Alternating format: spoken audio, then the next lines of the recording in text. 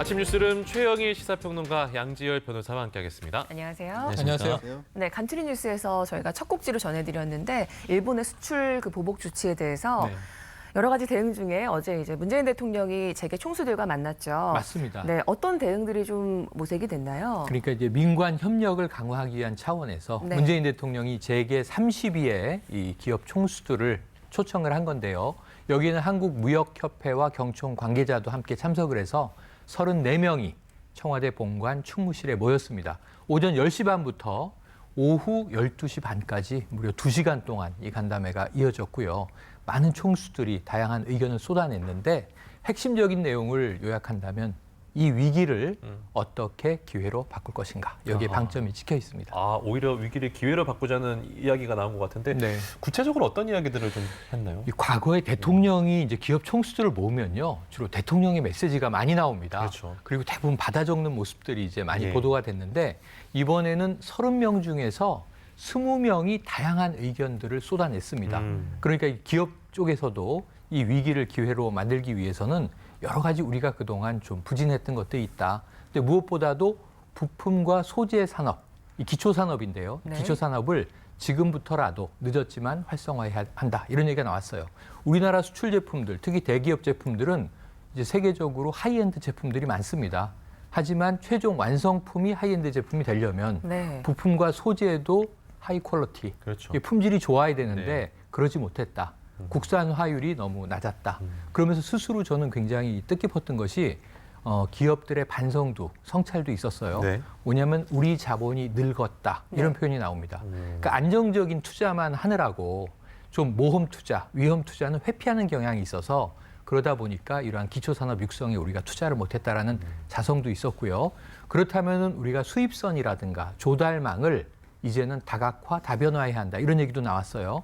예를 들면 화학 분야, 네. 이런 쪽은 러시아나 독일이 강세인데 너무 일본이나 가까운 중국, 미국에 의존해왔던 것은 아닌가. 조금 더 각각 분야별로 강한 국가들을 대체 라인으로 확보해야 한다. 이런 얘기들도 나왔고 또 정부에 대한 요청도 있었습니다. 좀 이 금융 규제를 획기적으로 풀어달라. 네. 왜냐하면 지금 이게 단기적인 정책과 중장기적인 정책으로 나뉘는데 중장기 정책은 국산화율을 높이기 위해서 투자하는 거지만 단기 정책은 뭔가 당장 이 물건들을 만드는 업체를 해외에서 찾아야 되잖아요. 네. 그럼 할 수 있는 게 M&A 같은 겁니다. 네네. 인수합병을 좀 적극적으로 검토해보고 그리고 또 무엇보다도 단기적으로 이제 우리 기업들이 발빠르게 뛰기 위해서는 R&D를 할 때도 네. 연구개발할 때도 환경 규제가 너무 까다롭다. 네. 그러니까 이런 부분에 대해서는 정부가 좀 풀어달라 이런 요청도 나왔습니다. 뭐 민관이 협력해서 할 수 있는 일들이 좀 있을까요?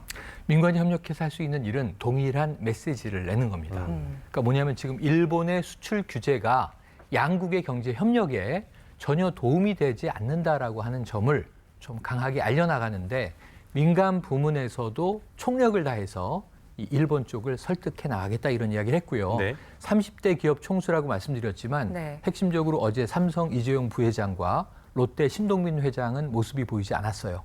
현재 일본에 건너가서 체류 중입니다. 예. 그런 상황이다 보니까 임원이 대신 참석했지만 일본과 우리 기업들의 또 다각적인 대화 노력도 이어지고 있는 것으로 보여집니다. 하여튼 뭐 일본의 그 수출 규제 조치는 굉장히 부당한 거고 네. 우리의 입장은 이제 일본이 역사 문제에 대해서 정치적으로 보복한 게 아니냐는 게 네. 우리 정부 입장이잖아요. 그런 문 거죠. 대통령도 강력한 메시지를 좀 내놨더라고요. 맞습니다. 어제 여러 가지 뉴스가 또 일본 쪽에서도 나왔는데요. 뭐 살인가스 이야기도 나오면서 예. 살인가스입니다. 예. 그 원료가 되는 것들을 우리가 무허가 수출한 것 같다. 뭐 이런 정황들이에요. 네. 왜냐하면 우리 산업통상부에서 밝힌 게 지난 4년간 156건의 무허가 수출이 있었는데 이게 주로 베트남, 유럽, 아랍에미리트 네. 뭐 이런 나라들로 나간 거예요. 그런데 이것이 정부의 허가를 받지 않고 무허가로 수출된 것에 대해서 우리 정부가 꼼꼼하게 적발하고 규제를 하고 있는 겁니다. 네. 근데 이거를 지금 일본 언론이 가져다가 마치 뭔가 수상한 수출이 있었던 것처럼 또 이걸 왜곡 보도하고 있거든요. 네. 그러니까 문재인 대통령 어제 이러한 일본의 수출 규제는 막다른 길로 가고 있는 것이다라는 취지의 이야기를 합니다. 일본이 더 이상 막다른 길로 가지 않기를 바란다. 그런데 핵심 방점은 뭐냐면 협력에 찍혀 있어요. 화해와 협력에 찍혀 있는데 네. 일본이 이렇게 말씀하신 대로 보복 조치를 계속하고 있으니까 우리도 대응하지 않을 수는 없는 거죠. 그래서 지금 어제부터 그제 제가 말씀드렸었는데 WTO에서는 상품 무역 이사회가 열리기 시작했는데 우리 그 제네바 주재 대사가 있습니다. 백지아 대사가 이 일본의 부당한 수출 규제를 안건으로 긴급 상정하기도 해서 네. 이제 국제적인 외교전도 시작이 됐습니다. 항상 우리는 위기에 강했었잖아요. 그럼요. 네, 어제를 또 계기로 해서 기회로 잘 살렸으면 좋겠습니다. 자, 다음 주제로 넘어가 보겠습니다. 이른바 비투라고 하죠. 유명인들, 특히 연예인들 주변에서 연예인과 관련된 사람들과 금전 거래를 하다가 좀 손해를 봤다고 억울함을 호소하는 이들이 있는데요. 이번에는 김혜수 씨가 연관이 됐어요. 예, 어떤 그렇습니다. 일입니까? 이제 김혜수 씨 어머니가 그 주변의 지인들로부터 거액의 돈을 빌려서 갚고 있지 않다라는 내용으로 한 매체가 보도를 했어요. 보도한 내용에 따르면 한 7, 8명 정도로부터 13억 원이 넘는 돈을 빌리셨는데 13억, 예. 예, 이 이후로 갚지를 않고 있다라고 하고 있고 그중에는 현역 국회의원도 포함이 된 것으로 그렇게 알려졌습니다. 아, 그래요? 게다가 그 현역 국회의원이라는 분이 한 2억 5천만 원을 빌려줬기 때문에 피해자 중에서는 가장 큰 액수로 피해를 봤다라는 건데 네. 이거는 사실 확인된 게 아니라 이제 보도한 매체에서 그렇게 주장을 했고요. 예. 다 피해자들이 공통적으로 주장하는 게 우리는 김혜수 씨라는 이름 때문에 이걸 빌려준 것이다. 그러니까 김혜수 씨 어머니를 아는 게 아니라 김혜수라는 이름 때문에 빌려준 것이다라고 하고 있고 그 사실은 김혜수 씨 어머니도 인정을 하고 있는데 이 돈을 빌려다가 한 지역의 개발 사업 같은 데 쓰겠다라면서 이제 받았는데 그 돈을 갚지 않고 있다는 거고요.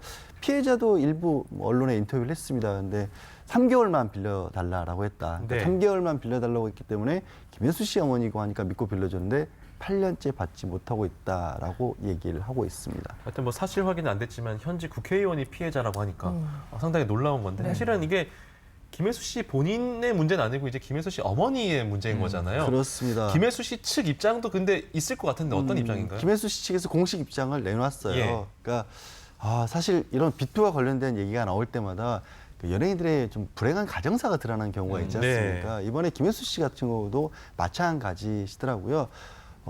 김혜수 씨 어머니가 이런 식으로 김혜수 씨와 관련돼서 주변 사람들에게 돈을 빌리고 갚지 않았던 게 처음이 아니었던 모양입니다. 그래서 김혜수 씨가 굉장히 여러 번, 그러니까 부모 자식 사이기 때문에 이거를 갚아드리고 했었는데 일이 점점 커졌다라는 거죠. 네. 그래서 2012년도에는 저는 이게 김혜수 씨 뭐 연예 활동을 한 게 뭐 수십 년 됐지 않습니까? 예. 그리고 경제적으로도 꽤 큰 부를 이뤘을 법한데 이렇게 얘기를 하고 있어요. 전 재산을 다 털었어도 막지 못할 만큼 어머니 빚이 건너왔다라는 거예요. 그 정도. 그래서 굉장히 심각한 상황이었고 그래서 예. 2012년도에 좀 크게 갈등을 빚었답니다. 그 예. 이후로는 사실상 연락조차도 하지 않고 있다라고 김혜수 씨가 밝혔습니다. 그래서 뭐 물론 사실관계를 정확하게 확인해 보고 도움을 줄 수 있는 부분이 있으면 도움을 주겠지만 지금으로서는 뭐 크게 확인할 수 있는 게 없다라고까지 하고 있습니다. 물론 이제 연예인이기 때문에 팬들에게 네. 심려를 끼쳐서 죄송하다는 일도 꼭 덧붙였습니다. 아직까지는 확인된 사실이 없습니다. 말씀하신 것처럼 금전거래에 김혜수 씨가 직접적으로 관여한 건 드러나지 않고 있는데요. 근데 이번 사건 같은 경우에 또 김혜수 씨가 책임을 지게 될 가능성이 있나요? 근데 그거 상식적으로 그거는 없을 것 같은데요. 저는 최소한 법적으로 전혀 없다라고 예. 봅니다. 지금 알려진 사실이 기초라면 왜냐하면 김혜수 씨가 무슨 거래를 하는데 나타나서 네. 뭐 저 믿고 빌려주세요라는 식의 얘기를 했다든가 예. 아니면 간접적으로 뭐 서류에 사인 같은 걸 했다든가 이런 형국이 아니지 않습니까? 그렇다고 한다면 김혜수 씨 최소한 그 어떻게 보면 이제 김혜수 씨 어머니에게 돈을 빌려준 쪽에서 김혜수 씨에게 뭐 알려주기라도 한번 했다라면 모를까 지금 그런 사정이 전혀 아니기 때문에 법적 책임 가능성은 없어 보이고요. 네.